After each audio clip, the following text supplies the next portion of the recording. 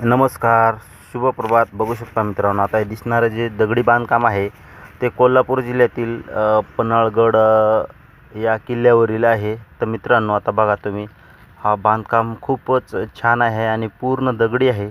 तर मी तुम्हाला ह्या बांधकामाचं थोडं महत्त्व सांगतो. महत्त्व काय आहे तर मित्रांनो, ह्याच्यामध्ये आपल्या आतापर्यंत कितीतरी पिढ्या वाया गेलेल्या आहेत.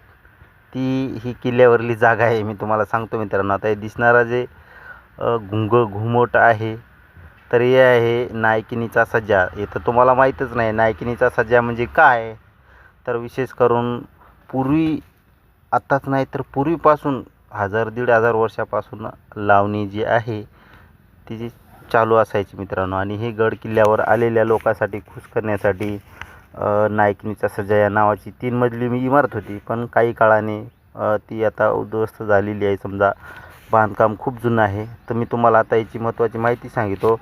इब्राहिम आदिलशाह दुसरा यांच्या कार्यकाळात हजरी 17,000 इसवी सन 1591 बांधलेल्या या 3 मजली इमारतीचे 2 मजले सुस्थितीत आहेत.